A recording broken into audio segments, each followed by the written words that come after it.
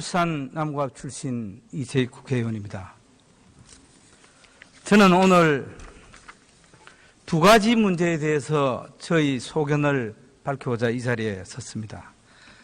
첫째는 국회의장의 의사진행 및 사회권과 관련된 사항이고, 두 번째는 2018년도 예산안 심의와 관련하여 국회 예산결산특별위원회의 무용론에 대해서 말씀드리고자 합니다. 본 의원은 개인적으로 19대 국회의원 재직 중에 현 정세균 국회의장님을 비롯한 몇몇 의원들과 일본의 조선통신사 모임에 참석하기 위해 함께 동행한 적이 있습니다. 그 당시 제가 받았던 우리 정세균 의장님의 인상은 참으로도 좋은 모습을 저는 보았습니다. 그런데 정세균 국회의장님은 국회의장이 당선된 이후에는 너무나도 다른 모습을 저는 보고 있습니다. 국회의장은 우리들이 뽑아준 의장이고, 그 국회의장의 권위는 우리 의원들의 존경을 한 몸에 받았을 때 더욱 빛날 것입니다.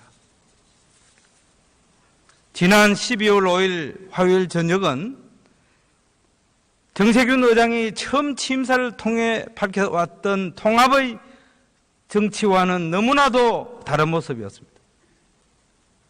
갈등과 분열의 상처를 치유하여 하나된 대한민국을 만드는 데 국회가 앞장서야 된다고 취임사에 밝혔습니다.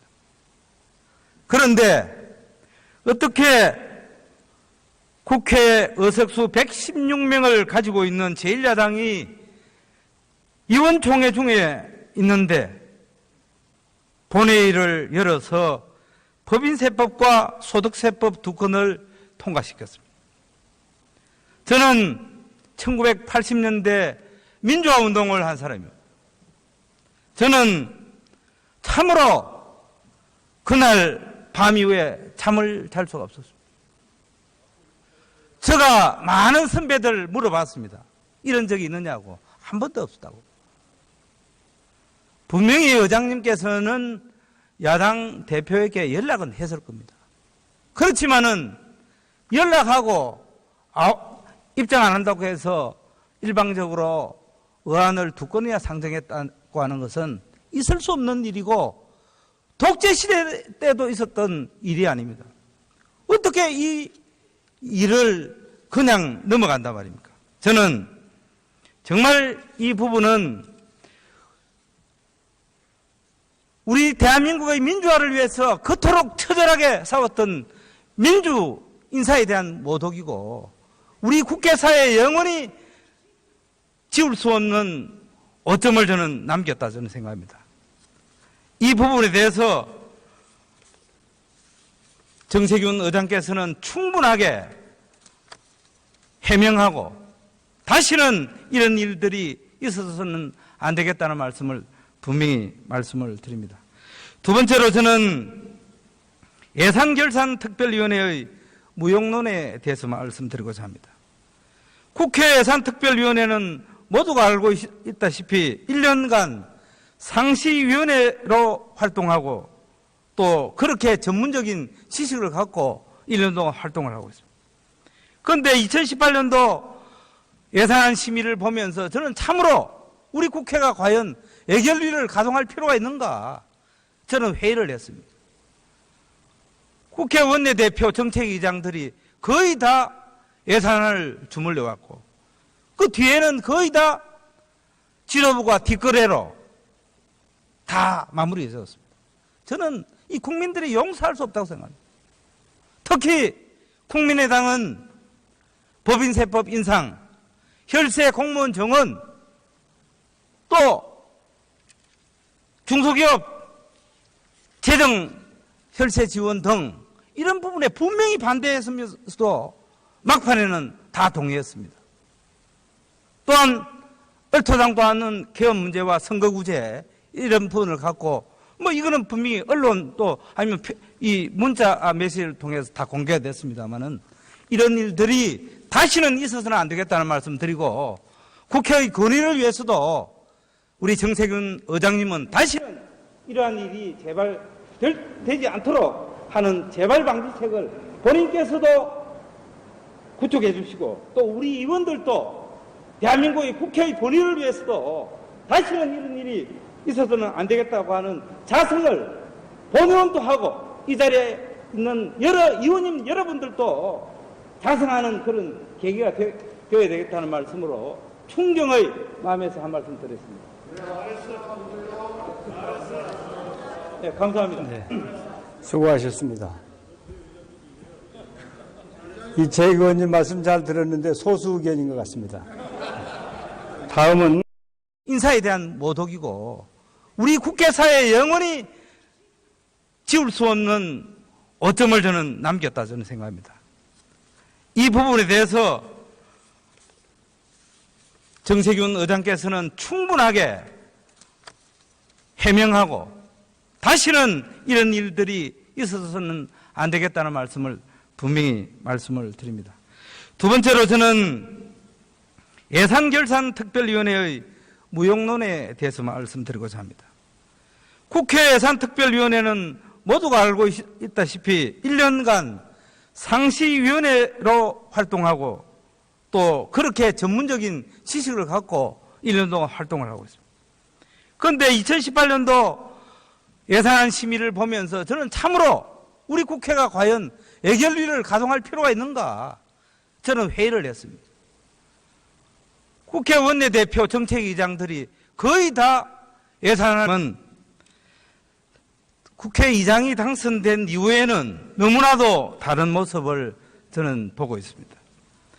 국회의장은 우리들이 뽑아준 의장이고 그 국회의장의 권위는 우리 의원들의 존경을 한 몸에 받았을 때 더욱 빛날 것입니다.